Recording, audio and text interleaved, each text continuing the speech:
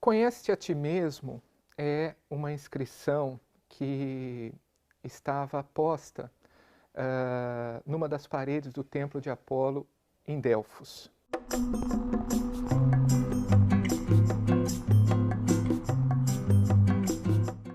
Essa inscrição recebeu muitos significados na antiguidade, mas ela é uma das motivações principais do filosofar de Sócrates. E também ela vai ser um vetor de reflexão para Platão. Com essa inscrição, nós colocamos a seguinte questão: quem somos nós e o que nos define como pessoas? Será que o que nos define é a nossa alma, segundo aquilo que os antigos chamavam de alma, ou seja, esse complexo das nossas forças psíquicas e da nossa interioridade, em suma? Será que é o nosso corpo ou será que é o composto das duas coisas? Bem, o Fédon de Platão vai justamente tratar dessa questão.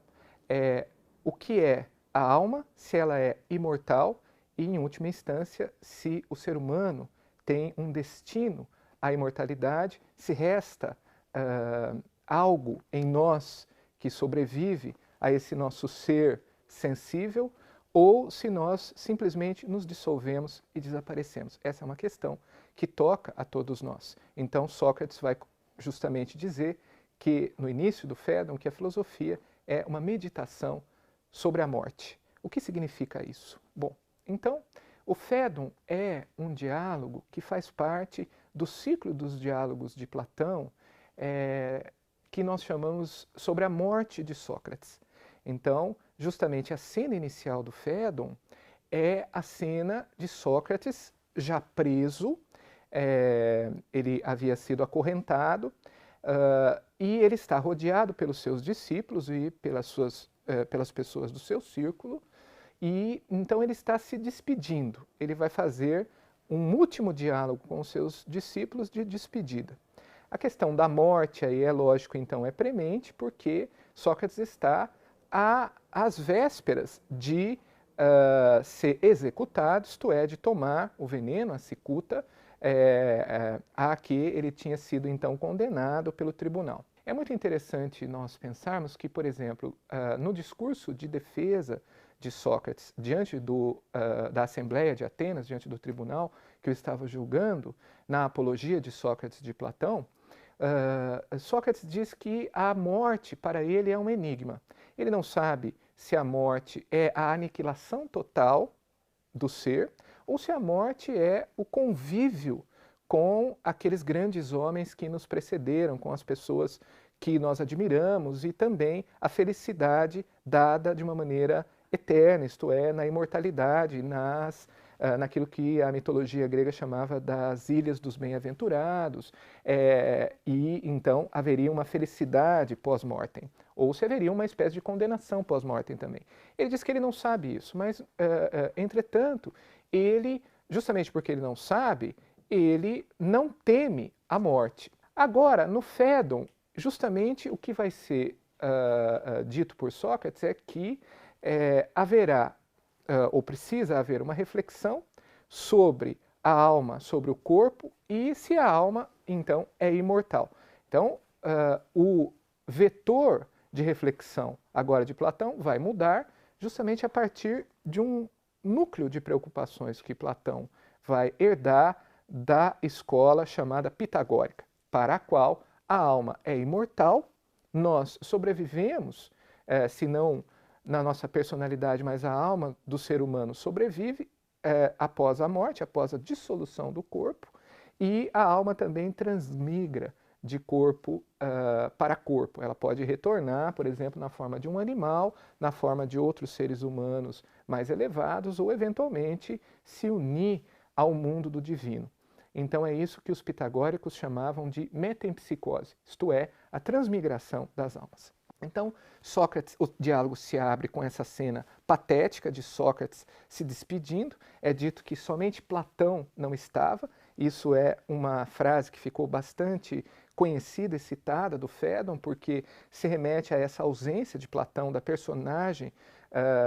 personalidade de Platão nos diálogos, e também isso se refere a esta linguagem sempre indireta, essa narrativa indireta sempre que Platão usa nos seus diálogos. O Fédon é também narrado por por um outro discípulo, Equécrates, que estava curioso de saber o que havia acontecido nos momentos imediatamente anteriores à execução de Sócrates. Então, começa o diálogo, nessa mesma mise-en-scène, nessa mesma encenação. Há uma referência também religiosa que está sempre presente no Fédon. Justamente é um momento em que uma procissão sagrada vem de Creta para Atenas, Creta que é um marco também religioso na religião tradicional grega, e Platão está dialogando com toda essa teologia, também com toda essa religiosidade da tradição que ele recebe. Então, Sócrates está ali cercado de seus discípulos, vêm algumas mulheres e começam a chorar, e ele diz para que elas, fala para elas não chorarem, porque a vida do filósofo não é nada mais do que uma preparação para a morte. Então, elas não deveriam chorar, ao contrário, agora o filósofo chegou ao termo de todo um processo de meditação, ou de reflexão, ou de preparação, então, como ele diz, para a morte. A expressão, só para fazer uma referência, a expressão grega é melete tutanatu. Melete significa não propriamente uma meditação no sentido em que nós entendemos hoje, mas precisamente a ideia de que haverá toda uma reflexão sobre o sentido da vida, sobre o sentido da morte. Então, não se trata propriamente de dizer que, para Platão, ao contrário, como se fez essa oposição algumas vezes, ao contrário de Spinoza, para quem a filosofia era uma meditação da vida, para Platão, então, seria uma meditação da morte. Ao contrário, é uma meditação justamente sobre o significado desta passagem da nossa alma no corpo, desse composto que nós somos, ou seja, as nossas energias psíquicas e a nossa corporeidade, e se há algo que em nós sobrevive e o que define efetivamente a nossa personalidade. E, portanto, como eu disse lá no começo, essa pergunta, essa questão, conhece a ti mesmo, quem somos nós, ela vai então, como eu disse, atravessar o Fédon. Então, agora, diante da interrogação de dois discípulos também da escola pitagórica, dois filósofos pitagóricos mais jovens, que são Cebes e Símias, vai começar toda uma reflexão sobre a imortalidade da alma. Sócrates também se remete à ideia de que esse será o último canto do filósofo, como o último canto, como se fosse o último canto do cisne, porque o cisne seria aquele, há muitas interpretações sobre isso, mas aquela ave que, ao morrer, realiza o seu canto mais belo, o seu canto mais agudo. Então, alguns dizem que isso seria porque o cisne estaria sofrendo pela morte, mas Sócrates diz que não. Seria justamente porque o cisne sabe que ele está próximo do seu patrono, que é Apolo. O cisne é também símbolo do deus Apolo, que também é um deus muito importante em relação ao patrocínio da filosofia socrática, e justamente é no templo de Apolo que está aquela inscrição, conhece a ti mesmo. Então, agora, Sócrates vai dar uma série de argumentos sobre a imortalidade da alma. Nós podemos mais ou menos resumir em 4 argumentos. O primeiro argumento que Sócrates vai dizer é que a alma é imortal porque nosso corpo e a nossa alma, o nosso ser, está mergulhado na natureza, e a natureza é um processo de devir e é um processo de alteração de contrários. Então, cada contrário gera o seu contrário, há um processo contínuo de contradição, um fluxo contínuo, e, portanto, assim como a vida gera a morte também gera a vida. Ora, nosso corpo se dissolvendo, isto que não é sensível, que é a alma, prevalece, permanece, e ao permanecer, então, ela gerará no seu ciclo uma outra vida. A alma, então, sobreviverá.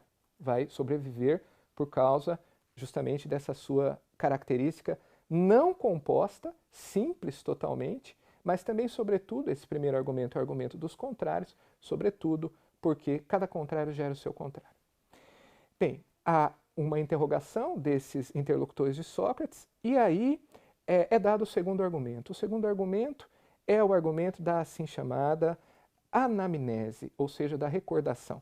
A alma é imortal porque há conhecimentos em nós que se produzem sem contato com o sensível, e isso significa que a alma já conheceu algo antes da sua existência terrestre, e ela simplesmente, no processo de conhecimento, está recordando aquilo que ela já contemplou, isto é, ela contemplou as ideias das coisas. E aí se coloca também uma questão fundamental no Fédon, que são as ideias, a teoria platônica, a famosa teoria platônica das ideias. Então a alma é imortal porque ela se recorda daquilo que ela já contemplou, e aí esse enunciado também muito conhecido do pensamento platônico, que é que conhecer é recordar. Esta anamnese, ou seja, essa recordação da alma daquilo que ela já contemplou antes de estar presente neste corpo, também já foi tratada num outro diálogo, que é o Mênon, mas lá o argumento de Platão era outro. Aqui, justamente, Platão vincula a imortalidade da alma à ideia de que conhecer é recordar. E um outro argumento que vai ser dado é que justamente também a alma, não sendo composta, ela não pode se dissolver. Ela não pode, o que se dissolve, o que se desintegra é o corpo, porque o corpo é um composto, mas a alma não é. Ora, justamente essa simplicidade da alma e esse caráter inteligível, imaterial da alma, a assemelha às formas. Então, a alma tem um parentesco, aquilo que se chama no diálogo de singêneia, ou seja, uma similitude, uma imitação, uma espécie de imitação, uma espécie de natureza similar às formas. Ora, as formas, assim como as entidades matemáticas, são imortais, elas não dependem de nós pensarmos as formas, ou seja, o que são as formas? As ideias ou formas são as coisas providas da sua identidade mesma, são as essências das coisas. Então, por exemplo, nós contemplamos muitos seres humanos, mas existe uma essência da humanidade, não é? Então, esta essência da humanidade é a forma do ser humano. Existem muitas coisas que são iguais, mas existe a igualdade, que é aquilo que permite que nós comparemos as coisas que são iguais, e assim por diante. Existe a beleza, independente das coisas belas, existe o bem independente das coisas boas, a justiça independente das coisas justas. E é justamente isso que faz com que cada coisa particular seja aquilo que ela é. Porque cada coisa particular participa da forma que lhe dá a sua essência. Ou seja, qual é a essência mais íntima, então, do ser humano? A sua humanidade. E isso é dado pela sua forma humana. Então, a forma é a essência, é a unidade inteligível dessa multiplicidade sensível que são as coisas particulares.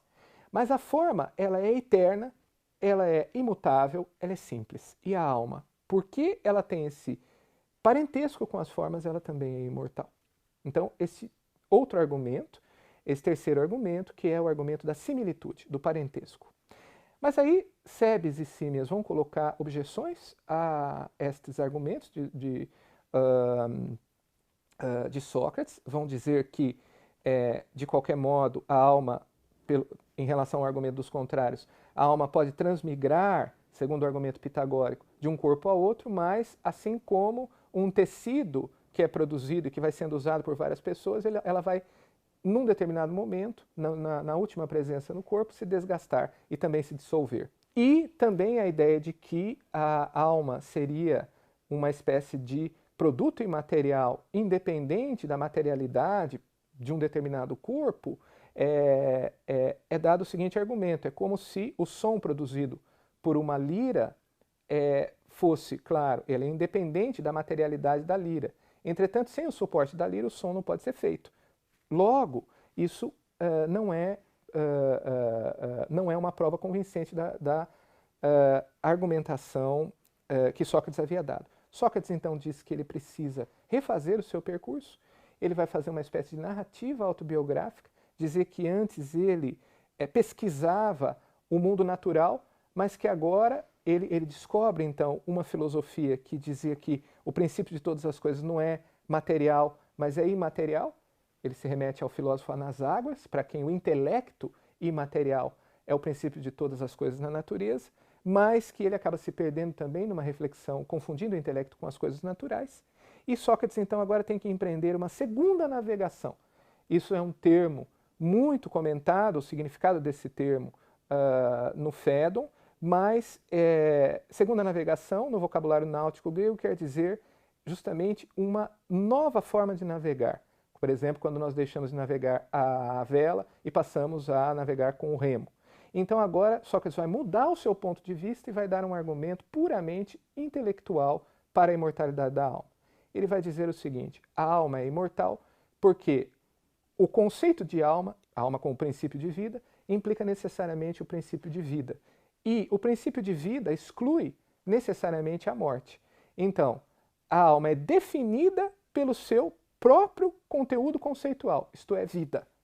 Então, a alma é imortal. Esse é o assim chamado, que foi depois conhecido como argumento ontológico no Fédon. Bem, então, esse argumento é o mais imaterial, por quê? Porque é do próprio conceito de alma que se retira a imortalidade da alma. Isto é, a alma, o que ela é? Princípio de vida. É isso que quer dizer psique em grego. Então, ela contém em si já o predicado da vida. Logo, ela não pode conter um predicado que exclui esse predicado, que é a morte. Logo, a alma é imortal e ela se une ao divino quando o corpo se dissolve. Ou ela retorna, aí segundo a tradição, o diálogo com a tradição pitagórica, a outros corpos.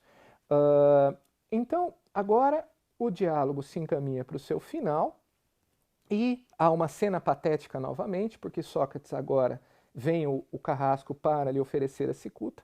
Sócrates, então, toma o veneno, cobre a sua cabeça e todos pensam que ele já havia morrido e ele retorna e pede aos seus discípulos para que eles, então, que se sacrifique um galo a Asclépio. Asclépio é o deus da medicina, é também o deus da cura. É como se Sócrates estivesse agora se remetendo, não só fazendo um ato de piedade, segundo a religião tradicional grega, que é sacrificar um animal a um deus, mas se remetendo justamente a esse patrocínio de Asclépio para que ele o cure, talvez desse grande mal que é a própria existência, mas que também lhe dê a vida em relação a esse grande bem que é a própria vida, na qual então o nosso composto estaria mergulhado e que haveria algo em nós que sobreviveria. Então, nesses tempos de neurociências, em que muitas vezes se quer reduzir todo o nosso ser à materialidade do corpo, a um movimento neuronal, ou essas teses que já são muito antigas também, e os filósofos já discutiram muitas vezes essas teses, o Fédon ganha uma atualidade particular na medida em que ele é uma reflexão sobre o nosso ser, sobre quem nós somos e sobre se há algo em nós que é mais do que o corpo. Se você se interessa por essas e outras questões filosóficas, se inscreva no canal da Casa do Saber.